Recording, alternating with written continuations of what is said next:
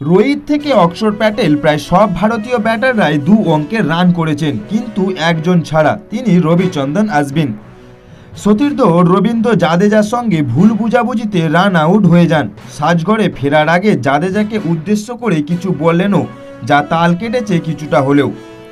ঘটনাটি ঘটে ভারতের ইনিংসের 91তম ওভারে। জো রুটের একটি বল কোভারের দিকে ঠেলে রান নিতে দৌড়েছিলেন অশ্বিন। দ্রুত গতিতে ডান দিকে দৌড়ে এসে সেই বল আটকে দেন ইংল্যান্ডের ক্রিকেটার টম হাডলি। অশ্বিন ততক্ষণে দৌড়ে শুরু করে মাঝ পিচে পেরিয়ে গেলেও জাদেজা দৌড়ায়নি, কিছুটা এগিয়ে ফিরে আসেন। ততক্ষণে জাদেজার প্রান্তে এসে গিয়েছিলেন অশ্বিনও।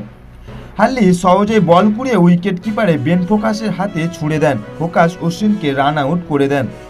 সেই রান নেওয়া কঠিন ছিল নিঃসন্দেহে, কিন্তু জাদেজার আচরণে খুশি হননি অশ্বিন। সাজঘরে ফেরার সময় কিছু একটা বলেন, তা অবশ্য শোনা যায়নি।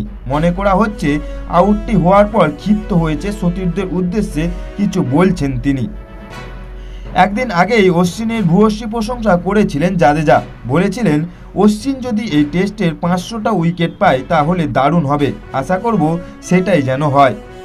আমার 300টা উইকেট পেতে এখনও 25টা বাকি, সেটা পূরণ হতে হতে হয়তো গোটা সিরিজই লেগে যাবে, কিন্তু অশ্বিন যাতে এই ম্যাচেই 500তম উইকেট নিয়ে নেয় সেটা মনপ্রাণে চাই আমি।